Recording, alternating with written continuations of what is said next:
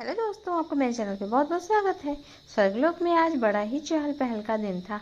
बादलों पर रंग बिरंगी पताके लहरा रही थी। इंद्रलोक का महल फूलों से सजा था और चारों तरफ खुशियां बिखरी हुई थी और गंधर्व बच्चे मिठाई की थालियां लेकर इधर उधर भाग रहे थे। आज का दिन खास था, रक्षाबंधन का त्यौहार। इंद्राणी, स्वर्ग की रानी, सुबह से ही तैयारियों में लगी थी।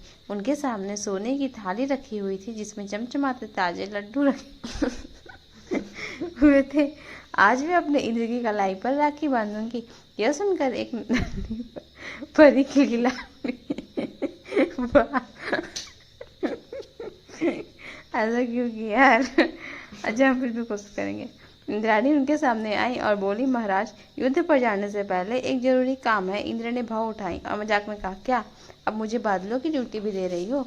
इंद्राणी हंस पड़ी। नहीं, आज रक्षाबंधन है। पास खड़े गंधर्व बच्चे और नन्ही परियां खुशी से चिल्ला उठी, राखी राखी, राजा लोग भी राखी बंधवाते हैं क्या? इंद्राणी ने मुस्कुराकर कहा, राजा ही नहीं, देवता भी राखी बंधवाते हैं, क्योंकि यह धागा सुरक्षा का कवच होता है। इंद्राणी ने थाली में दीपक जलाया और कपूर से खुशबू फैल गई। वैदिक मंत्रों की मधुर ध्वनि गूंजने लगी। नन्ही परियां ऊपर से फूल बरसाने लगी। तिलक लगाया गया, लड्डू खिलाया गया। इंद्र हंसते हुए बोले, तो क्या अब मुझे वज्र की जरूरत नहीं?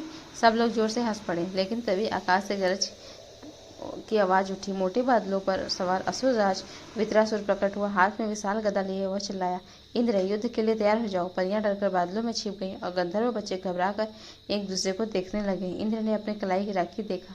उनके चेहरे पर आत्मविश्वास लौट आया। उन्होंने दृढ़ स्वर में कहा, इंद्र अपने रथ पर सवार हुए, जिसमें 7 इंद्रधनुषी घोड़े जूते थे। रथ हवा में तीर की तरह आगे बढ़ा। बादल गरजने लगे और बिजली चमक उठी। राखी वाला राजा आया, राखी वाला राजा। इंद्र ने गौर से दिया, हाँ, यह राखी मुझे विजय दिलाएगी। भीषण युद्ध शुरू हुआ।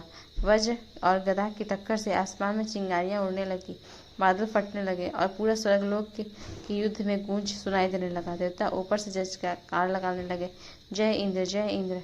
इंद्र ने एक के बाद एक वार किए। अंत में इंद्र ने अपनी पूरी शक्ति से तेज वज्र फेंका और वृत्रासुर की गदा पर लगा। गदा टूट गई।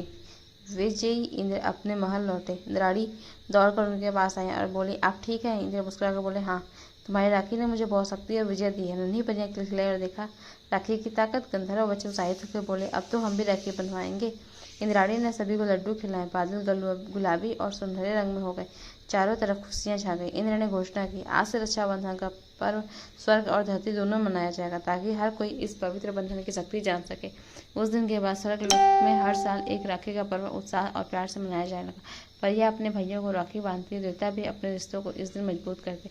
यह कहानी धरती तक पहुंच गई। राखी सिर्फ धागा नहीं, बल्कि प्रेम, सुरक्षा और अटूट विश्वास का प्रतीक है। Thank you guys, thank you so much. Like से सब्सक्राइब